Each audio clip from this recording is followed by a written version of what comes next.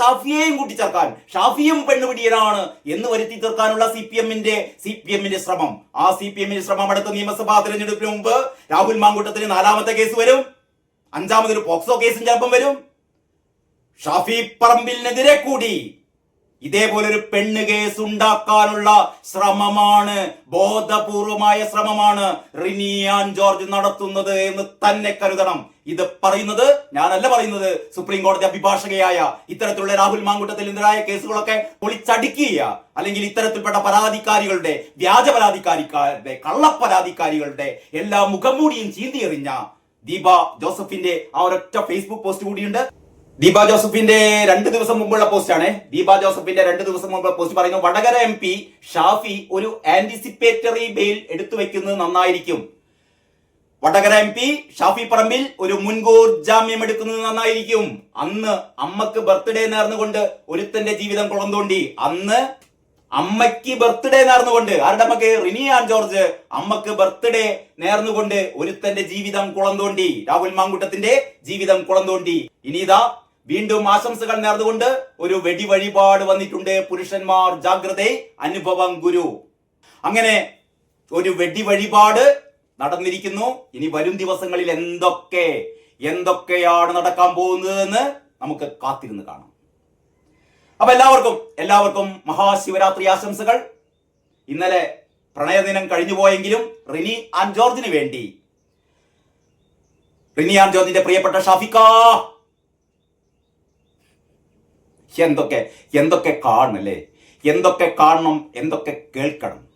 അപ്പോൾ ഇനി വരാനിരിക്കുന്നത് ഞെട്ടിപ്പിക്കുന്ന കാരണം അങ്ങനെ വന്നാലേ പിണറായിക്ക് എന്തെങ്കിലും ഒരു 4-5 സീറ്റ് തന്നെയെങ്കിലും, കേരളത്തിൽ ഒരു 4-5 സീറ്റ് തന്നെയെങ്കിലും പിണറായി വിജയന്റെ പാർട്ടിക്ക് കിട്ടണമെങ്കിൽ വീണ്ടും പെണ്ണു കേസുകൾ വരണം. അല്ലെങ്കിൽ തീർച്ചയായും രാഹുൽ മാങ്കൂട്ടം ഒരുപക്ഷെ ഇന്ന് നിങ്ങൾ ഒറ്റക്കാര്യം ഞാൻ നിങ്ങളോട് പറയട്ടെ, കേരളത്തിൽ ഇന്ന് ഏറ്റവും കൂടുതൽ ജനപിന്തുണയുള്ള ഒരു രാഷ്ട്രീയ നേതാവാണ്.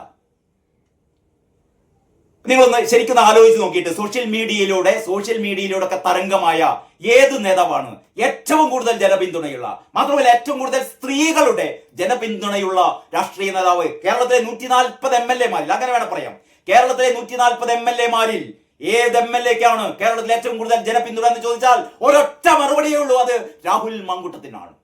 ആർക്കും സംശയമുണ്ടോ? ആർക്കെങ്കിലും സംശയമുണ്ടോ? രാഹുൽ മാങ്കൂട്ടത്തെ അത്രയേറെ ജനങ്ങൾ ഹൃദയത്തോട് ചേർത്ത് വെക്കുന്നു. അതിലേറെയും സ്ത്രീകളാണ്. ഇത് ഞാൻ വെറുതെ പറയുന്നതല്ല. നിങ്ങൾ നിങ്ങളുടെ ബോധം ഉപയോഗിച്ചിട്ട് നിങ്ങൾ സോഷ്യൽ മീഡിയയിൽ വളരെ ആക്റ്റീവ് ആണെങ്കിൽ, സോഷ്യൽ മീഡിയ പ്ലാറ്റ്ഫോമുകളിലൂടെ നിങ്ങൾക്ക് കയറിയിറങ്ങുമ്പോൾ നിങ്ങൾക്ക് കാണാൻ പറ്റും, ലോകത്തിലെ സകലമാന ചാനലുകളും, പരമ്പരാഗത ചാനലുകളും അല്ലെങ്കിൽ പരമ്പരാഗത പത്രങ്ങളും എന്തൊക്കെ പറയട്ടെ, പക്ഷേ സോഷ്യൽ മീഡിയയിൽ ഏറ്റവും കൂടുതൽ തരംഗമായി മാറിയത് രാഹുൽ മാങ്കൂട്ടമാണ്. കാരണം ജനങ്ങൾക്കറിയാം രാഹുൽ മാങ്കൂട്ടം തെറ്റൊന്നും ചെയ്തിട്ടില്ല എന്ന്. അപ്പൊ രാഹുൽ മാങ്കൂട്ടത്തിന് എല്ലാവിധ ആശംസകളും അറിയിക്കുകയാണ്, ഷാഫി പറമ്പിലും അറിയിക്കുകയാണ്. ദീപ ജോസഫ് പറഞ്ഞ പോലെ ഷാഫി ശ്രദ്ധിക്കണേ. എല്ലാവർക്കും നമസ്കാരം. വാർത്താവിശേഷങ്ങളുടെ പുതിയൊരു എപ്പിസോഡിലേക്ക് സ്വാഗതം. ഇന്ന് മഹാശിവരാത്രിയാണ്. എല്ലാവർക്കും ശിവരാത്രി ആശംസകൾ. ഒപ്പം ഒരു ശിവ കീർത്തനം കേൾക്കാം.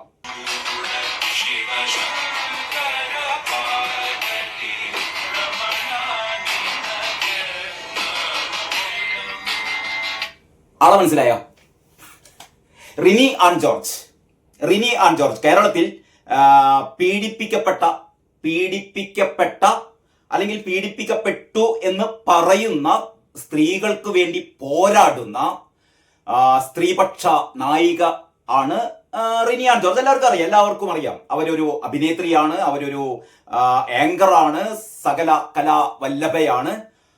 അങ്ങനെ ഏതാണ്ട് ഒരു അരമണിക്കൂർ മുമ്പാണ് ഈ ഒരു ഫേസ്ബുക്ക് പോസ്റ്റ് ഇട്ടത്, ശിവരാത്രി ആശംസകളുമായിട്ട്.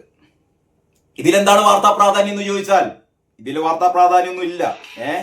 പക്ഷേ വാർത്താ പ്രാധാന്യമുണ്ട്. ഇവരുടെ തൊട്ട് മുമ്പത്തെ എന്ന് പറഞ്ഞാൽ ഇന്നലത്തെ ദിവസത്തിന്റെ പ്രാധാന്യം നിങ്ങൾക്ക് അറിയാലോ. ഇന്നലെ എന്താണ്? പ്രണയ ദിനം അല്ലെ, വാലന്റൈൻസ് ഡേ. ഇന്നലെയാണ് അഖില ലോക പ്രണയ ദിനം. പ്രണയിതാക്കളുടെ പ്രണയ പാരവശ്യത്തിന്റെ അല്ലെങ്കിൽ പ്രണയ ചാബല്യത്തിന്റെ, പ്രണയാഭിനിവേശത്തിന്റെ ഒക്കെ ദിനമായിരുന്നു ഇന്നലെ. Rini Ann George Rini Ann ജോർജിന് ആരോടെങ്കിലും പ്രണയം ഉണ്ടായിരുന്നോ?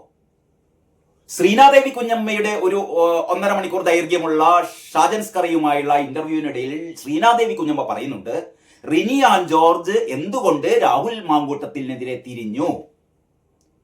രാഹുൽ മാങ്കൂട്ടം എന്ന് പറയുന്ന കേരള രാഷ്ട്രീയത്തിലെ ഏറ്റവും പ്രസരിപ്പുള്ള ഏറ്റവും ശക്തനായ യുവ നേതാവിനോട് ചില സ്ത്രീകൾക്കൊക്കെ ഒരുപാട് പെൺകുട്ടികൾക്ക് രാഹുൽ മാങ്കൂട്ടത്തോട് പ്രണയം തോന്നും. സ്വാഭാവികമാണ്. അക്കൂട്ടത്തിൽ പ്രണയം തോന്നിയ ഒരാളാണ് റിനി ആൻ ജോർജ്. ആർക്കും ഇക്കാര്യത്തിൽ ഒരു സംശയം വേണ്ട. പക്ഷേ തന്റെ പ്രണയം എന്ന് പറഞ്ഞാൽ രാഹുൽ മാങ്കൂട്ടത്തിനെ സ്വന്തമാക്കണം, രാഹുൽ മാങ്കൂട്ടത്തിനെ കല്യാണം കഴിക്കണം, രാഹുൽ മാങ്കൂട്ടത്തിനെ സ്വന്തമാക്കണം. വരാനിരിക്കുന്ന ഒരു മന്ത്രി വരാനിരിക്കുന്ന ഒരു കോൺഗ്രസ് മന്ത്രിസഭയിൽ മന്ത്രി, ഒരുപക്ഷെ ഭാവിയിൽ മുഖ്യമന്ത്രി പോലും ആവാൻ സാധ്യതയുള്ള ഒരു ചെറുപ്പക്കാരന്റെ ഭാര്യാപദം അലങ്കരിക്കാൻ ഏത് പെൺകുട്ടിയാണ് ഇഷ്ടപ്പെടാതിരിക്കുക? പക്ഷേ അതൊന്നും നടക്കാൻ പോകുന്നില്ല. അത് കണ്ടപ്പോൾ, അല്ലെങ്കിൽ മറ്റു ചില സ്ത്രീകളോടാണ്, മറ്റു ചില പെൺകുട്ടികളോടാണ് രാഹുൽ മാങ്കൂട്ടത്തിന് താല്പര്യം എന്ന് മനസ്സിലാക്കിയപ്പോ പ്രണയപ്പക അറിയാലോ, എങ്ങനെയെങ്കിലും തന്റെ പ്രണയപാതിയെ ഇല്ലായ്മ ചെയ്യണം, ഉന്മൂലനം ചെയ്യണം എന്ന് പറയുന്ന പക. ആ പകയാണ് റിനി ആൻ ജോർജിനെ കൊണ്ട് ആദ്യമായി രാഹുൽ മാങ്കൂട്ടത്തിനെ എങ്ങനെയാണെങ്കിൽ എന്നെ പ്രേമിക്കാതെ, എന്നെ കല്യാണം കഴിക്കാതെ, അല്ലെങ്കിൽ എന്നെ ജീവിത പങ്കാളിയാക്കാതെ നിന്നെ ഒരു നിമിഷം പോലും ഞാൻ ജീവിക്കാൻ അനുവദിക്കില്ല രാഹുലെ, നിന്നെ ഞാൻ തീർക്കും എന്ന് പറഞ്ഞിട്ടാണ് റിനി ആൻ ജോർജ് രംഗത്തെത്തിയത്. അങ്ങനെ രാഹുൽ മാങ്കൂട്ടത്തിനെ കുറിച്ച് പേര് പറയാതെ ആദ്യമായി ആരോപണം ഉന്നയിച്ചത്. പിന്നാലെ ഇത് നല്ല അവസരമായി കണ്ട പിണറായി വിജയനും സംഘവും അതിജീവിതമാരെങ്ങനെ ഇറക്കാൻ തുടങ്ങി. 1, 2, 3 അവസാനത 3 കേസിലും രാഹുലിനെതിരെ പരാതികൾ മുഴുവൻ കള്ളപ്പരാതികളാണ് എന്ന് ഹൈക്കോടതി മുതൽ സെഷൻസ് കോടതി വരെ പറഞ്ഞു അല്ലേ? ഏറ്റവും അവസാനം ഹൈക്കോടതിയാണ് പറഞ്ഞത്. അതിന് മുന്നേ 2 സെഷൻസ് കോടതികളും. എന്തൊക്കെയായിരുന്നു നമ്മൾ കേട്ടതല്ലേ? ലോകത്തിലെ ഏറ്റവും വലിയ പെണ്ണുപിടിയൻ, ലോകത്തിൽ ഇതേപോലെ ഒരു സമാന സംഭവം ഉണ്ടായിട്ടില്ല. ആരൊക്കെ പറഞ്ഞത്? സിപിഎമ്മിന്റെ അടിമക്കമ്മികൾ പറഞ്ഞത് നമുക്ക് മനസ്സിലാക്കാം. അപ്പം ഗോവിന്ദൻ പറഞ്ഞത് നമുക്ക് മനസ്സിലാക്കാം.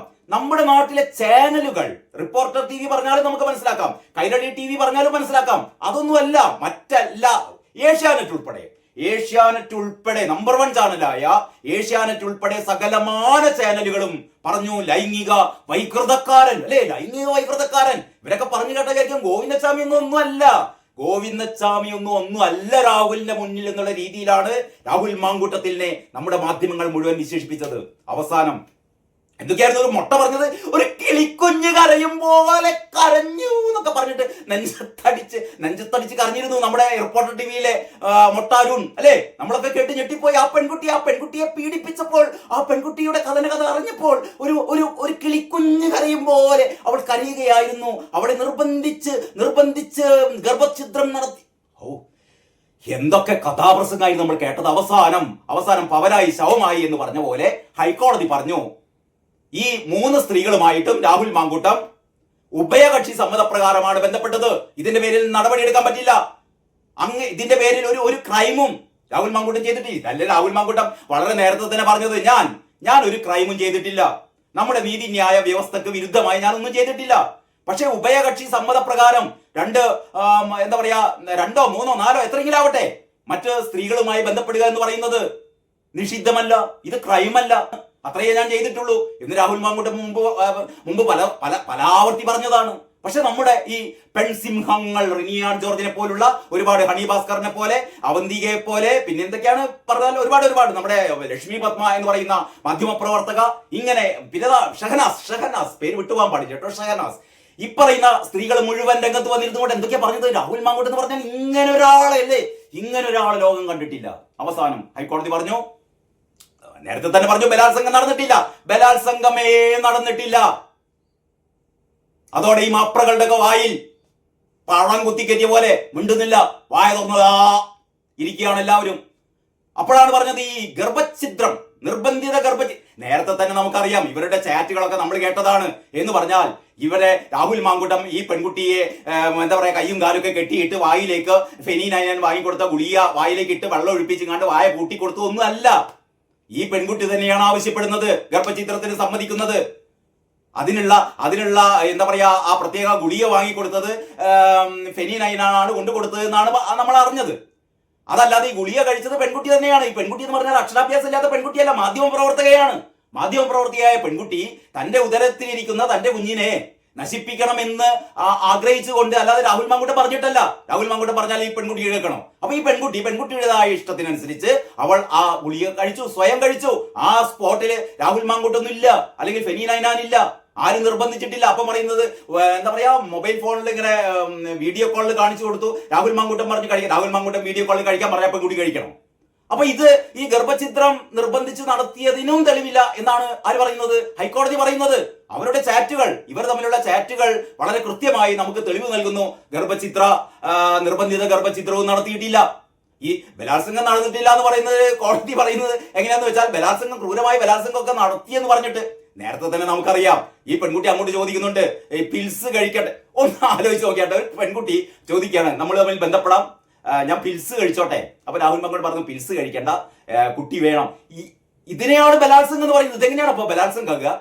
വേറൊരു എന്താ പറയാ, മൂന്നാം പരാതിക്കാരി, കാനഡക്കാരിയായ പരാതിക്കാരി ഇവിടെ റൂമൊക്കെ എടുത്ത് കൊടുക്കുകയാണ്. റൂം എടുക്കുകയാണ് അവര് തന്നെ വന്ന് ഹോട്ടലിൽ റൂം എടുക്കുന്നു, രാഹുൽ മാങ്കൂട്ടത്തെ ക്ഷണിക്കുന്നു, രാഹുൽ മാങ്കൂട്ടം വരുന്നു. എന്നിട്ട് ഇവര് പറയുന്നു എന്നെ ബലാത്സംഗം ചെയ്തു. ശരി, ബലാത്സംഗം ചെയ്തായിരിക്കും. പക്ഷെ ബലാത്സംഗം ചെയ്തതിന്റെ 6ാം ദിവസം വിഷു ദിനമായിരുന്നു. അന്ന് ഒരു 10,000 രൂപ രാഹുൽ മാങ്കൂട്ടത്തിന്റെ അക്കൗണ്ടിലേക്ക് അയച്ചു കൊടുക്കുകയാണ്. ബലാത്സംഗം ചെയ്തു എന്ന് പറയപ്പെടുന്ന ആൾക്ക് 10,000 രൂപ അയച്ചു എന്ന് പറഞ്ഞാൽ, ഇവർ പറയുന്ന ഈ 3 പരാതിക്കാരികൾ പറയുന്നതും പച്ചക്കള്ളമാണ് എന്ന് പറയുന്നത് കോടതികളാണ് കേട്ടോ. ചില്ലറ കോടതികളൊന്നുമില്ല, ഹൈക്കോടതി വരെ പറയുകയാണ് കള്ളമാണ്. അങ്ങനെ രാഹുൽ മാങ്കൂട്ടത്തിനെതിരെയുള്ള 3 കേസും തള്ളിപ്പോയി. അപ്പോഴാണ് നമ്മുടെ റിനി ആൻ ജോർജിന്റെ കാര്യമില്ല പറഞ്ഞുകൊണ്ട് വന്നത്. റിനി ആൻ ജോർജിന്റെ ഇന്നലത്തെ ഫേസ്ബുക്ക് പോസ്റ്റാണ്. റിനി ആൻ ജോർജിന്റെ ഇന്നലത്തെ ഫേസ്ബുക്ക് പോസ്റ്റാണ്. എന്താണെന്ന് അറിയില്ല, വല്ലാത്തൊരു പ്രണയം തോന്നുന്നു ഗൈസ് എന്ന് പറയുന്നത്. എന്താണെന്ന് അറിയില്ല, വല്ലാത്തൊരു പ്രണയം തോന്നുന്നു ഗൈസ്. Happy Valentine's day. ചോന്ന പ്രണയത്തിന്റെ ചെമ്പരത്തിപ്പൂ, റോസാപ്പൂ വർണ്ണമുള്ള എന്താ പറയാ, ചുവന്ന ഡ്രസ്സൊക്കെ ഇട്ടിട്ട് റിനി ആൻ ജോർജിന്റെ വളരെ ഉല്ലാസവതിയായ പടം. റിനി ആൻ ജോർജിന് ആരോടാണ് പ്രണയം തോന്നുന്നത്? നിങ്ങൾക്ക് ആർക്കെങ്കിലും ഊഹിക്കാൻ പറ്റുമോ? റിനി ആൻ ജോർജിന് നേരത്തെ രാഹുൽ മാങ്കൂട്ടത്തോട് പ്രണയമുണ്ടായിരുന്ന റിനി ആൻ ജോർജിന് ഇപ്പോൾ ആരോടാണ് പ്രണയം തോന്നുന്നത്? നോക്കാം. ഒക്കെ തെളിവുകൾ ഇതിലുണ്ടേ. അതിന്റെ തലേ ദിവസം, അതായത് ഇന്ന് മഹാശിവരാത്രി, അതിന്റെ പോസ്റ്റ് ഞാൻ കാണിച്ചു. ശിവകീർത്തനം, ശിവപാർവതി പ്രണയത്തിന്റെ കാര്യം നമുക്കറിയാലോ. അതൊരു പ്രണയത്തിന്റെ സാഫല്യത്തിന്റെ കൂടി ഓർമ്മയാണ് കേട്ടോ ശിവരാത്രി എന്ന് പറയുന്നത്, അല്ലേ? അറിയാലോ, ഈ മറ്റേ കാളകൂട വിഷം ശിവൻ വിഴുങ്ങുകയും പാർവതി ഒരു രാത്രി മുഴുവൻ കണ്ടം കഴുത്ത് പിടിച്ച് ആ വിഷം ഇറങ്ങിപ്പോവാതെ അങ്ങനെ കഥകളൊക്കെ നമ്മൾ കേട്ടിട്ടുണ്ടല്ലോ. അങ്ങനെ മഹാശിവരാത്രിയുടെ പോസ്റ്റ് കഴിഞ്ഞു.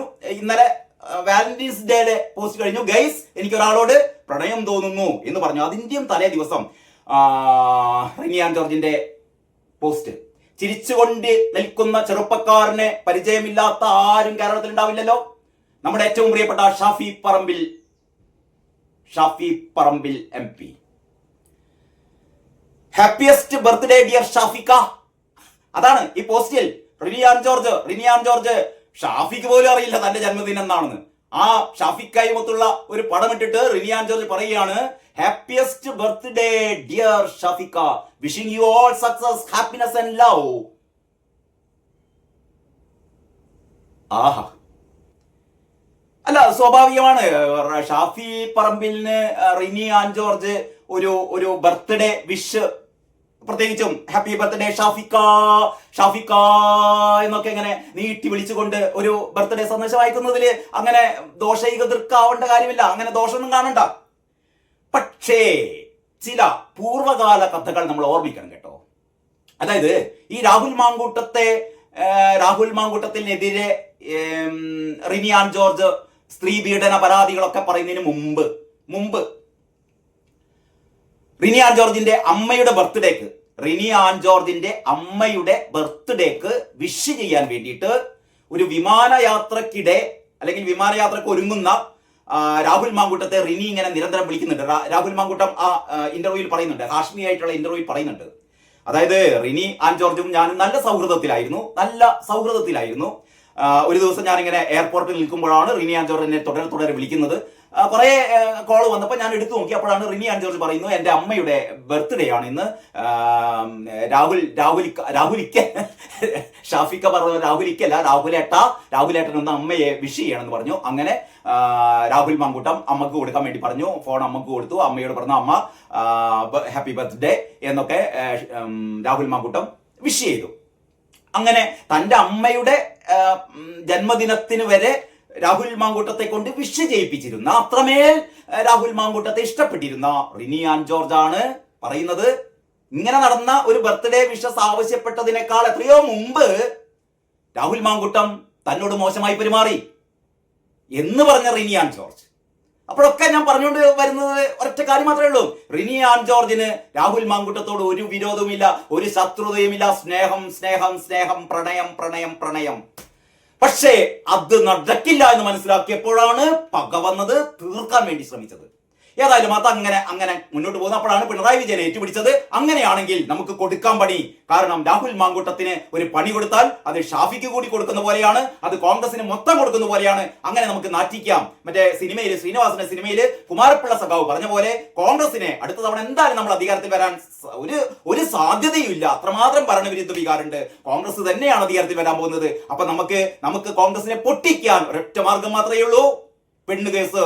നമുക്ക് ഈ യുവ നേതാവിനെതിരെ പെണ്ണുകേസ് കൊടുക്കാം. അങ്ങനെ നാറ്റിപ്പിച്ച് നമുക്ക് അധികാരത്തിൽ കയറാം എന്ന് പിണറായി വിജയൻ തീരുമാനിക്കുന്നു. അങ്ങനെയാണ് അതിജീവിതവരെ നമ്പർ 1, 2, 3 എന്ന് പറഞ്ഞുകൊണ്ട് 3 പേരെ പട എന്ന് പറഞ്ഞിട്ട് 3 പേരെ പുറത്തുവിട്ട. പക്ഷെ 3 ചീറ്റിപ്പോയി. ഇനി നാലാമത്തെ ഒരു പരാതിക്കാരി കൂടി വരുന്നു. അതിന്റെ ഡീറ്റെയിൽസ് ഞാൻ പറയട്ടോ. ദീപ ജോസഫ് നേരത്തെ വളരെ നേരത്തെ തന്നെ രാഹുൽ മാങ്കൂട്ടത്തിന്റെ ഈ ഒരു കേസൊക്കെ വന്നപ്പോ ദീപ ജോസഫാണ് ആദ്യം കേരളീയ സമൂഹത്തോട് പറഞ്ഞത്, ഒന്നാം പരാതിക്കാരി വിവാഹിതയാണ്, ഒന്നാം പരാതിക്കാരിക്ക് ഭർത്താവുണ്ട്, വിവാഹിതയായ സ്ത്രീയാണ്, പിന്നെ എന്ത് വിവാഹ വാഗ്ദാനം എന്നൊക്കെ പറഞ്ഞുകൊണ്ട് ഒന്നാം പരാതിക്കാരിയുടെ മുഖം മൂടി വലിച്ച് ചീന്തിയത് ദീപ ജോസഫ് ആയിരുന്നു. സുപ്രീം കോടതി അഭിഭാഷക. ആ സുപ്രീം കോടതി അഭിഭാഷക മുന്നറിയിപ്പ് നൽകുന്നുണ്ട്, രാഹുൽ മാങ്കൂട്ടമേ 3 കേസിലും നീ രക്ഷപ്പെട്ടു. കോടതി പറഞ്ഞു നീ ഒരു കുറ്റവും ചെയ്തിട്ടില്ല എന്ന് കോടതി പറഞ്ഞു. പക്ഷെ മോനെ ശ്രദ്ധിച്ചോ, 4മതൊരു പരാതിക്കാരി കൂടി വരുന്നുണ്ട്. അതും വിദേശത്തു നിന്നാണ്, ദുബായിൽ നിന്നാണ് വരുന്നത്. നമുക്കറിയാലോ ഈ പരാതിക്കാരികൾ 2 പേര് വിദേശത്താണ്. അതിലേറ്റവും അവസാനത്തെ പരാതിക്കാരി, 3ആം പരാതിക്കാരി കാനഡക്കാരിയാണ്. ഇതുവരെ കാനഡക്കാരി ഇവിടെ വന്നിട്ടില്ല, വൈദ്യപരിശോധനയ്ക്ക് തയ്യാറായിട്ടില്ല. രാഹുൽ മാങ്കൂട്ടത്തെ വരെ കണ്ടിട്ടുണ്ടോ എന്ന് പോലും നമുക്കറിയില്ല. എന്നിട്ടാണ് സ്ത്രീപീഡന പരാതിയൊക്കെ. അത് വേറൊരു കഥ. ഈ പി ടി കുഞ്ഞു മുഹമ്മദ് തന്നെ ബലാത്സംഗം ചെയ്തു എന്ന് അക്കാര്യം കൂടെ ഒറ്റ മിനിറ്റ്. ഇതിന്റെ ഇടയിൽ നിങ്ങൾ ഇത് മറന്നു പോകരുത്. 2 ദിവസം മുമ്പുള്ള മലയാള മനോരമയുടെ എഡിറ്റോറിയൽ പേജാണ്. 13-ാം തീയതിയിലെ മലയാള മനോരമയുടെ എഡിറ്റോറിയൽ പേജ്. നിശബ്ദയാകാൻ ഒരുക്കമല്ല പിണറായി വിജയ, റിനി ആൻ ജോർജ്, ഷഹനാസെ, ലക്ഷ്മി പത്മെ, എല്ലാവിധ ഫെമിനിസ്റ്റുകളോടും ഈ അതിജീവിത പറയുകയാണ്. ആരാണതെന്നറിയോ? സംവിധായകനും മുൻ MLA-യുമായ പി ടി കുഞ്ഞു മുഹമ്മദിനെതിരെ ലൈംഗിക അതിക്രമ പരാതി നൽകിയ ഡോക്ടർ ആശ അച്ചി ജോസഫ് തന്റെ മുഖം കാണിച്ചുകൊണ്ട് മലയാള മനോരമയിൽ എഴുതിയ സുദീർഘമായ അവരുടെ ലേഖനമാണ്, അവരുടെ തുറന്നു പറച്ചിലാണ്. അതിനുശേഷം ഏഷ്യാനെറ്റും മറ്റ് നിരവധി ചാനലുകളുമായി കഴിഞ്ഞ ദിവസങ്ങളിലൊക്കെ ആശ അച്ചി ജോസഫ് പറയുന്നുണ്ട്, എന്നെ ഏത് വിധത്തിലാണ് പി ടി കുഞ്ഞു മുഹമ്മദ് പീഡിപ്പിച്ചത്. പി ടി കുഞ്ഞു മുഹമ്മദ് എന്ന് പറയുന്ന CPM-ന്റെ സഹയാത്രികൻ എങ്ങനെയാണ് എന്നെ പീഡിപ്പിച്ചത് എന്ന് വളരെ കൃത്യമായി ആശ അച്ചി ജോസഫ് പറയുന്നു. ഞാൻ മുഖ്യമന്ത്രിക്ക് പരാതി അയക്കുന്നു. പരാതി അയച്ച് 14 ദിവസം ഈ പറയുന്ന സ്ത്രീ സംരക്ഷക എന്ന് പറയുന്ന ഈ മുതലുണ്ടല്ലോ പിണറായി വിജയൻ 14 ദിവസമാണ് ആ പരാതി പൂഴ്ത്തിവെച്ചത്. 14 ദിവസത്തിന് ശേഷമാണ് FIR പോലും ഇട്ടത്. എന്നിട്ട് അവസാനം പി ടി കുഞ്ഞു മുഹമ്മദിനെ കൊണ്ട് പറയിപ്പിക്കുകയാണ് ആ പരാതി ഒന്ന് പിൻവലിക്കണം, ഞാൻ മാപ്പ് പറയാം.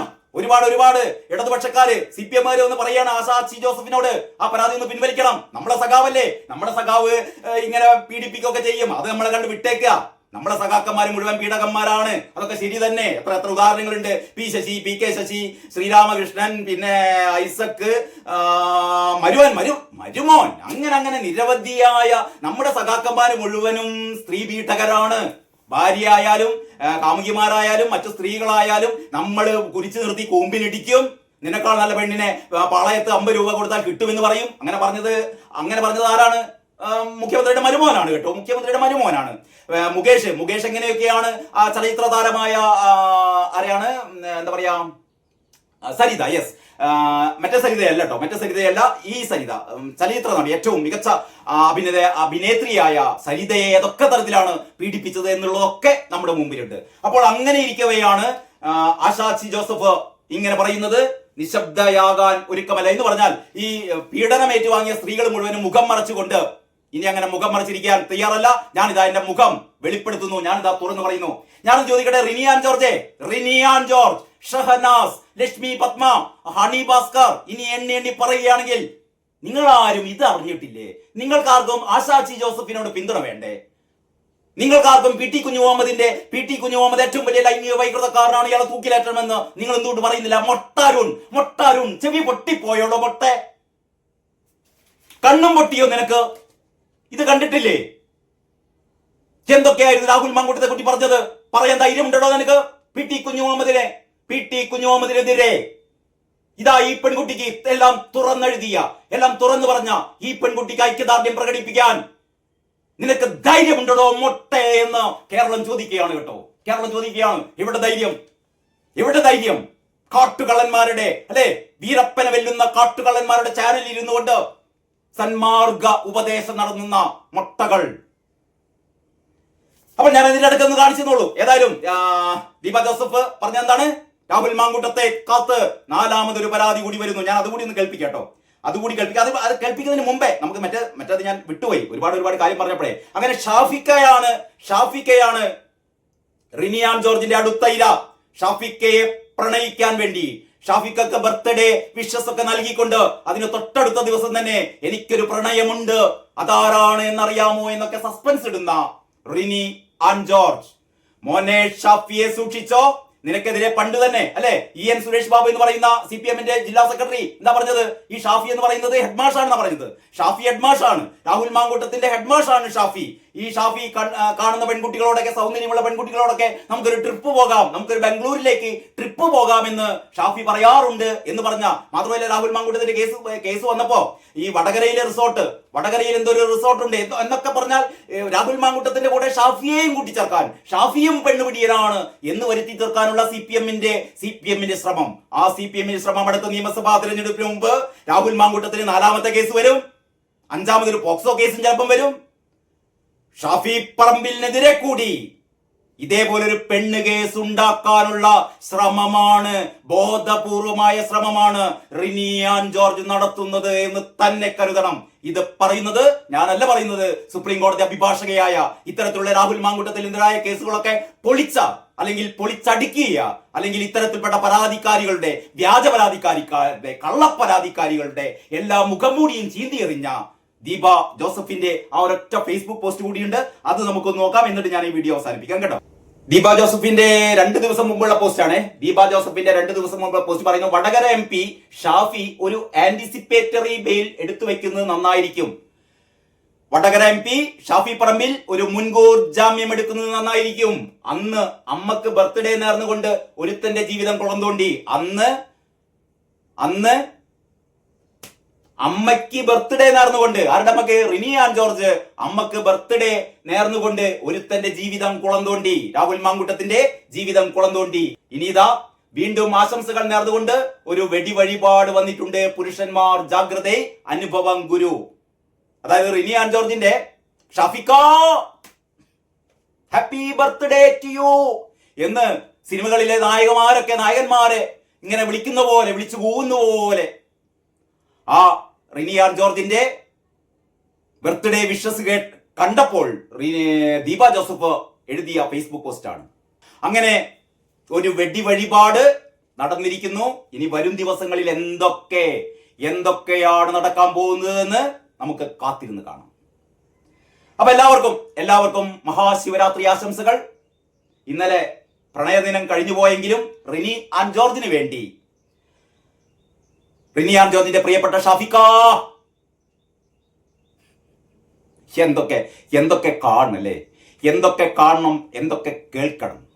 അപ്പോൾ ഇനി വരാനിരിക്കുന്നത് ഞെട്ടിപ്പിക്കുന്ന കാരണം അങ്ങനെ വന്നാലേ പിണറായിക്ക് എന്തെങ്കിലും ഒരു 4-5 സീറ്റ് തന്നെയെങ്കിലും, കേരളത്തിൽ ഒരു 4-5 സീറ്റ് തന്നെയെങ്കിലും പിണറായി വിജയന്റെ പാർട്ടിക്ക് കിട്ടണമെങ്കിൽ വീണ്ടും പെണ്ണു കേസുകൾ വരണം. അല്ലെങ്കിൽ തീർച്ചയായും രാഹുൽ മാങ്കൂട്ടം ഒരുപക്ഷെ ഇന്ന് നിങ്ങൾ ഒറ്റക്കാര്യം ഞാൻ നിങ്ങളോട് പറയട്ടെ, കേരളത്തിൽ ഇന്ന് ഏറ്റവും കൂടുതൽ ജനപിന്തുണയുള്ള ഒരു രാഷ്ട്രീയ നേതാവാണ്.